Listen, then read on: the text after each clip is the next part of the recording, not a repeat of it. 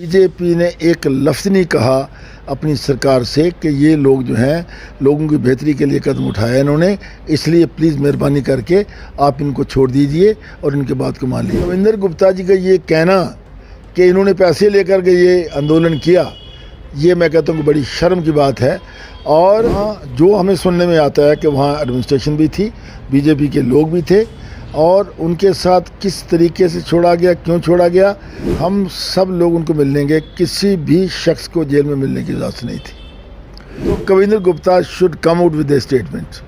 उसको एक बयान देना चाहिए कि हकीकत क्या है, ऑथेंटिक बयान देना चाहिए ताकि लोगों को पता लग सके।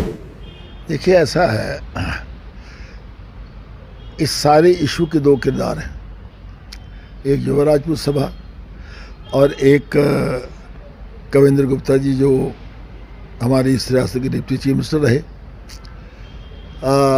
मैं ये कहना चाहूँगा कि युवा राजपूत सभा ने जो सरोर टोल प्लाजा के बारे में जो आंदोलन किया, मैं समझता हूँ कि अगर युवा राजपूत सभा के इतिहास को देखें तो वो काबिल तारीफ़ था। और मैं उन लोगों की भी तारीफ़ करना चाहूँगा जिन्होंने उनका समर्थन किया, जिसमें आपकी बाहर जम्मू बार आती है, जिसमें चैम्बर ऑफ कॉमर्स है, जिसमें हमारी ट्रांसपोर्ट की यूनियन है और जिसमें सभी पार्टियों के लोग हैं। सब लोगों ने इस बात का समर्थन किया कि सरोर टोल प्लाजा को हटाया जाना चाहिए। इसका क्रेडिट जो है युवा राजपूत सभा को जाता है, इसमें कोई शक की बात नहीं। सेकेंडली, जब उनको जेल में डाल दिया गया तो हम सब लोग उनको मिल लेंगे। किसी भी शख्स को जेल में मिलने की इजाज़त नहीं थी। और नंबर 3, बीजेपी ने एक लफ्ज़ नहीं कहा अपनी सरकार से कि ये लोग जो हैं लोगों की बेहतरी के लिए कदम उठाया इन्होंने, इसलिए प्लीज़ मेहरबानी करके आप इनको छोड़ दीजिए और इनके बात को मान लीजिए। बीजेपी बिल्कुल खामोश रही।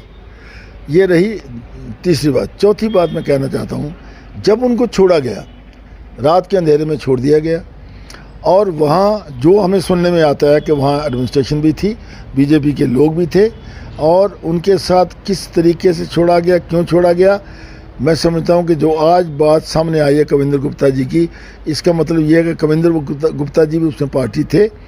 और कविंदर गुप्ता जी का ये कहना कि इन्होंने पैसे लेकर के ये आंदोलन किया, ये मैं कहता हूँ कि बड़ी शर्म की बात है।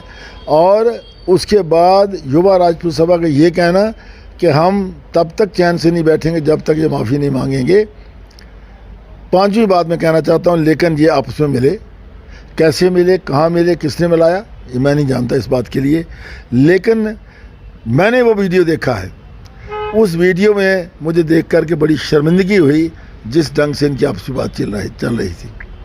मैं आज भी महसूस करता हूँ कि हमारे दिल में युवा राजपूत सभा के लिए, उनके सभी साथियों के लिए, हमारे अजीज़ हैं, बड़ी इज़्ज़त थी, इज़्ज़त है। लेकिन जिस ढंग से इस मैटर को क्लोज़ किया गया, कविंदर गुप्ता ने माफ़ी नहीं मांगी और युवा राजपूत सभा ने किस ढंग से उनको मिले, ये हमको अच्छा नहीं लगा। और मैं मुबारकबाद देना चाहता हूँ उनके चेयरमैन को, रघुवीर सिंह को, जिन्होंने कहा कि बिल्कुल गलत है। और जो उनके जनरल सेक्रेटरी थे, मुझे अभी उनका नाम नहीं आ रहा, लेकिन बड़े अच्छे ढंग से उन्होंने सारी सिचुएशन को सामने रखा। और इस चीज़ को देखते हुए दो चीज़ें मैं आपसे सामने कहना चाहता हूँ। एक तो ये कि कविंदर गुप्ता जी ने अगर ये कहा, पैसों का इल्ज़ाम लगाया युवा राजपूत सभा पर, तो Kavinder Gupta should come out with A statement. उसको एक बयान देना चाहिए कि हकीकत क्या है, ऑथेंटिक बयान देना चाहिए ताकि लोगों को पता लग सके। और सिमिलरली युवा राजपूत सभा ने इंसिस्ट करना चाहिए कविंदर गुप्ता जी से कि भाई आप जब तक माफ़ी नहीं मांगेंगे तो हम इस बात को नहीं छोड़ेंगे। क्यों कि उन्होंने पुलिस में रिपोर्ट भी दर्ज करी। पुलिस में जब रिपोर्ट दर्ज करवाई तो आपने गोल मोल करके विदाउट, वहाँ कोई एक ही आदमी मीडिया का था, मीडिया को भी कॉन्फिडेंस में नहीं लिया गया।